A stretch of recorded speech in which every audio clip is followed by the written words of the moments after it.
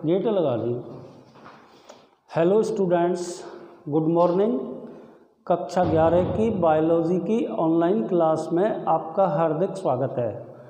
तो बेटा, कक्षा 11 में जो अपना टॉपिक चल रहा है वो चल रहा है बेटा सेल, और इसमें अपन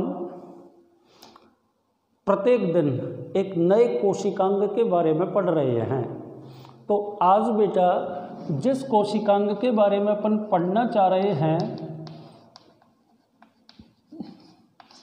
अंतःप्रदब्बी जालिका, इसके बारे में पढ़ेंगे बेटा, ठीक है ना। इसको इंग्लिश में एंडोप्लाज्मिक रेटिकुलम,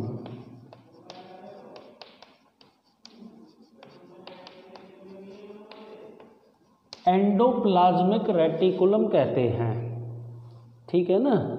तो देखो बेटा कैसे इसको बनाएंगे, इधर चित्र डायग्राम देख लीजिए। देखो बेटा, सबसे पहले तो ये मैंने केंद्रक कला बना दी, और केंद्रक कला में बेटा आपको पता ही है छोटे छोटे छिद्र पाए जाते हैं। तो ये मैंने केंद्रक कला में उपस्थित छिद्र बना रहा हूँ, ठीक है ना। अच्छा, ध्यान से देखते रहना। ये हो गया, इसके बाद में ये हो गया, है ना। अब आप देखिए, और मान लीजिए यहाँ पे मैंने कोशिका झिल्ली बना दी, तो ये तो केंद्रक कला हो गई और वो कोशिका झिल्ली हो गई। तो केंद्रक कला और कोशिका झिल्ली के बीच में इस तरह से बेटा लंबी पतली नलिकाओं के जाल के रूप में अंतःप्रदब्बी जालिकाएं पाई जाती हैं। इस तरह से बनाएं बेटा जब भी आप इसको बनाएं, ठीक है ना। ये चली गई, यहाँ से दूसरी निकाल दो।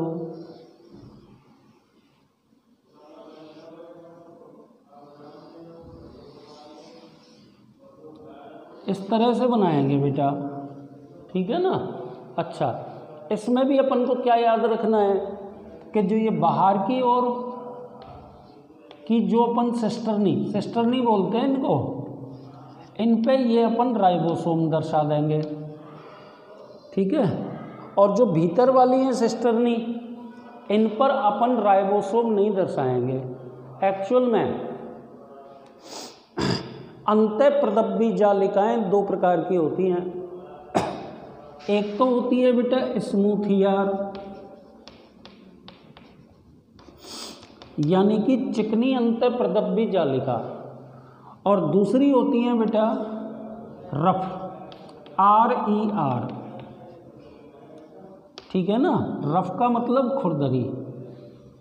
ये ऐसी अंतःप्रदब्बी जालिका होती हैं जिनकी सतह पर राइबोसोम उपस्थित होते हैं।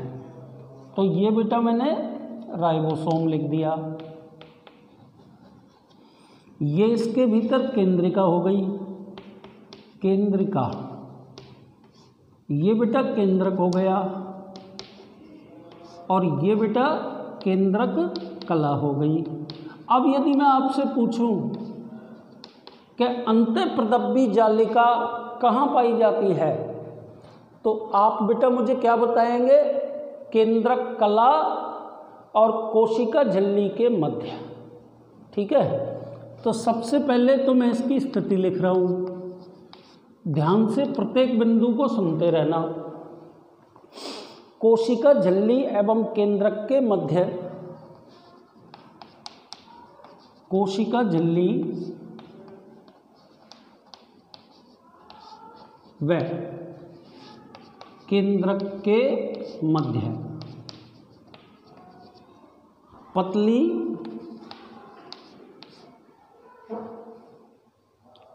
अनियमित नलिकाओं के जाल के रूप में, अनियमित नलिकाओं के जाल के रूप में। तो ये तो बेटा इसकी स्थिति हो गई। क्या लिखा है मैंने बोर्ड पे? कोशिका झिल्ली एवं केंद्रक के मध्य पतली व अनियमित नलिकाओं के जाल के रूप में फैली हुई रचना होती है। ठीक है ना। एक और स्टेप यहाँ पे आपको मैं बता देता हूँ। वैज्ञानिक का नाम पोर्टर। पोर्टर नामक वैज्ञानिक ने अंतःप्रदब्बी जालिका नाम दिया था। कितने प्रकार की होती हैं ये? 2 प्रकार की होती हैं, है ना। कौन कौन से प्रकार होते हैं? वे कोशिकाएं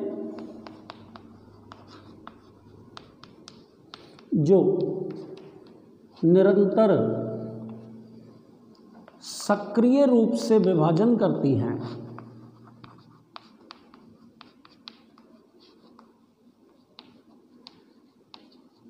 वे कोशिकाएं जो निरंतर सक्रिय रूप से विभाजन करती हैं, ठीक है, प्रोटीन संश्लेषण में भाग लेती हैं।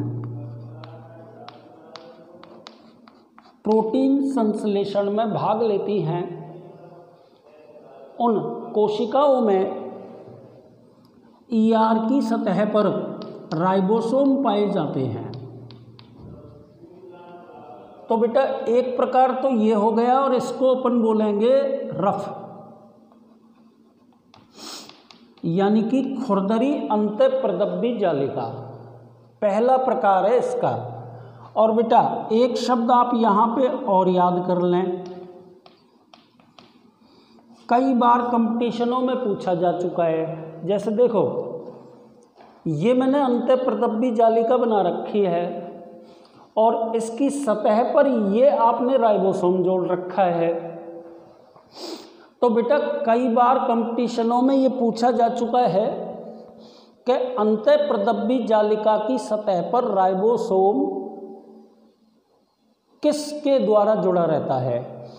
तो उस स्थिति में आपको जो नाम यहाँ पे लेना पड़ेगा, दिस इज राइबोफ्लोरिन प्रोटीन। तो एक प्रकार तो इसका ये हो गया। ठीक है बेटा। अब इसके दूसरे प्रकार के बारे में बात करते हैं। उसको अपन बोलते हैं स्मूथ ईआर, चिकनी अंतःप्रदब्बी जालिका। ठीक है। एक तो इनकी सतह पर राइबोसोम एब्सेंट होते हैं, और दूसरी मुख्य बात क्या बोलोगे इसमें आप, कि ये वसा और स्टीरॉइड्स के संश्लेषण में भाग लेती हैं। स्टीरॉइड्स, ठीक है ना। तो ये आपके सामने मैंने अंतःप्रदब्बी जालिका के बारे में बता दिया। एक बार आप डायग्राम को गौर करते हुए इसके बारे में ध्यानपूर्वक सुनें। सबसे पहले बेटा इसकी स्थिति, कोशिका झिल्ली एवं केंद्रक के मध्य पतली व अनियमित नलिकाओं के जाल के रूप में अंतःप्रदब्बी जालिका पाई जाती है। देख लो आप, ये तो केंद्रक हो गया और ये कोशिका झिल्ली हो गई, और इन दोनों के मध्य में आप देख सकते हैं पतली व अनियमित नलिकाओं के जाल के रूप में उपस्थित हैं। आगे चलिए बेटा, वैज्ञानिक का नाम आपको याद करना है पोर्टर। पोर्टर नाम के वैज्ञानिक ने अंतःप्रदब्बी जालिका शब्द दिया था। आगे चलिए बेटा, अंतःप्रदब्बी जालिका 2 प्रकार की होती है। एक तो होती है खुरदरी अंतःप्रदब्बी जालिका, जिसको इंग्लिश में अपन क्या बोलेंगे, RER, और दूसरी होगी चिकनी अंतःप्रदब्बी जालिका, लिखा है बोर्ड पे स्मूथ ER।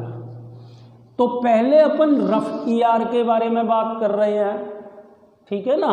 क्या लिखा है बेटा मैंने बोर्ड पे, वे कोशिकाएं जो निरंतर सक्रिय रूप से विभाजन करती हैं, या वे कोशिकाएं जो प्रोटीन संश्लेषण की क्रिया में भाग लेती हैं।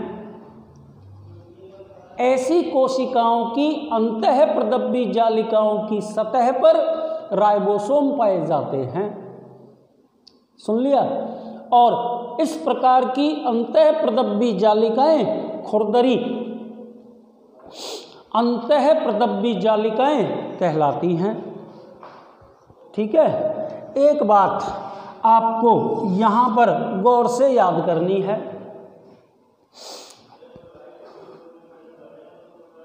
अंतःप्रदब्बी जालिकाओं की सतह पर राइबोसोम राइबोफोरिन प्रोटीन के द्वारा जुड़े रहते हैं। बहुत बार कंपटीशनों में पूछा जा चुका है।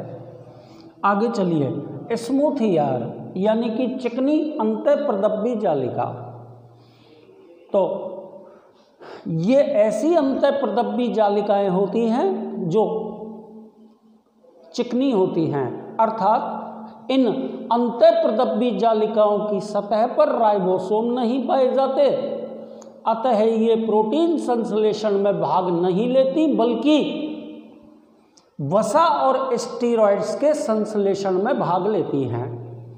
ठीक है बेटा। तो एक बार का काम तो अपन खत्म कर चुके हैं। तीनों चीज आपको मैंने बता दी। चित्र बता दिया, स्थिति बता दी, वैज्ञानिक का नाम बता दिया और अंतःप्रदब्बी जालिका के प्रकार बता दिए। अब दो चीजें आपको इसके अंतर्गत और पढ़नी है।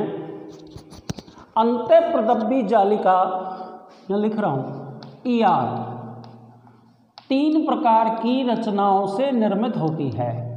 3 प्रकार के अवयवों से निर्मित होती है। अब उन तीनों प्रकार के अवयवों के बारे में अपन को पढ़ना है। ठीक है ना। सबसे पहले प्रकार का अवयव सिस्टर्नी। ठीक है। लंबी पतली शाखाहीन नलिकाकार, लंबी पतली अशाखित और नलिकाकार रचनाएं सिस्टर्नी कहलाती हैं। नंबर 2 पे आते हैं अपन वेसिकल्स, या इसको अपन बोल सकते हैं पुटिकाएं।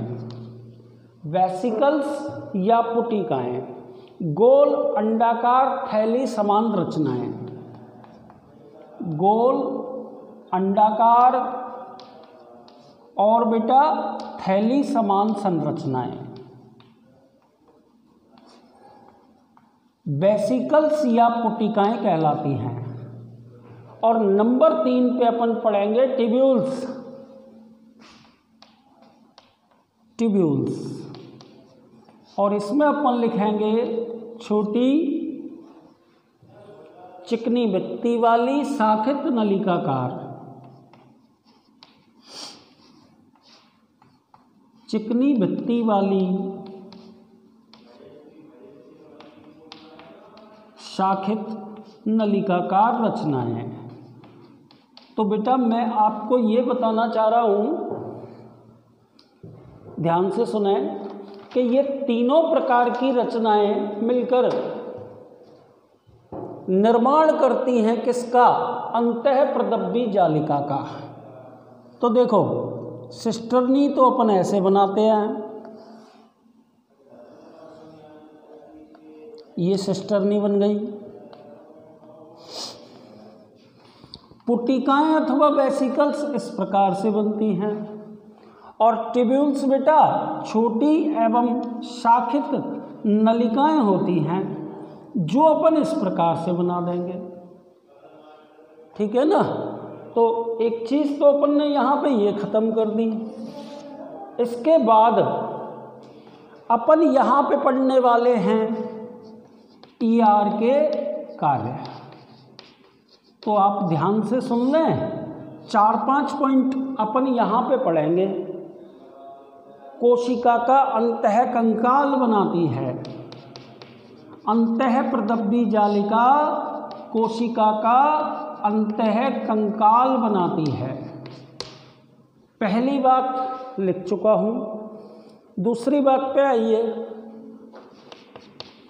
RER पर उपस्थित राइबोसोम प्रोटीन संश्लेषण में भाग लेते हैं, प्रोटीन निर्माण की क्रिया में भाग लेते हैं। पॉइंट नंबर 3 पर आ जाइए। और तीसरे पॉइंट में मैं बोलूँगा बेटा SER यानी कि चिकनी अंतःप्रदब्बी जालिका वसा व ग्लिसरॉइड के संश्लेषण में भाग लेती हैं। चिकनी अंतःप्रदब्बी जालिका वसा एवं ग्लिसरॉइड के संश्लेषण में भाग लेती हैं। ठीक है, नेक्स्ट पॉइंट पे आ जाइए। कोशिका की विभिन्न जैविक क्रियाओं हेतु स्थान प्रदान करना, एक ये हो गया। और बेटा सबसे लास्ट में जो अपन अंतःप्रदब्बी जालिका का काम पढ़ेंगे, केंद्रक और कोशिका झिल्ली के मध्य पदार्थों का विनिमय। केंद्रक व कोशिका झिल्ली के मध्य पदार्थों का विनिमय। तो ये इसके काम हो गए, किसके? अंतःप्रदब्बी जालिका के। तो एक बार ध्यानपूर्वक आप इन कामों को वापस से सुन लें, जिससे अपना आज का एक कोशिकांग बिल्कुल खत्म हो जाएगा। ठीक है, देखिए बेटा, अंतःप्रदब्बी जालिका कोशिका के अंतः कंकाल का निर्माण करती है। खुरदरी अंतःप्रदब्बी जालिका की सतह पर उपस्थित राइबोसोम प्रोटीन संश्लेषण में भाग लेते हैं। चिकनी अंतःप्रदब्बी जालिकाएं उन कोशिकाओं में मुख्यतया पाई जाती हैं जो वसा और ग्लिसरॉइड के संश्लेषण में अहम भूमिका निभाती हैं। अंतःप्रदब्बी जालिका कोशिका की विभिन्न जैविक क्रियाओं के लिए स्थान प्रदान करती है। और सबसे लास्ट में आ जाइए, केंद्रक और कोशिका झिल्ली के मध्य विभिन्न पदार्थों का विनिमय अंतःप्रदब्बी जालिका के द्वारा होता है। तो बेटा आज के इस वीडियो में आपको मैंने अंतःप्रदब्बी जालिका की स्थिति, इसकी संरचना, ठीक है बेटा, संरचना का डायग्राम, इसके प्रकार, अंतःप्रदब्बी जालिका का निर्माण कितने अवयवों के संयोजन से होता है, 3, और सबसे लास्ट में अंतःप्रदब्बी जालिका के कार्य अपन पढ़ चुके हैं। तो बेटा आज के लिए इतना ही, धन्यवाद।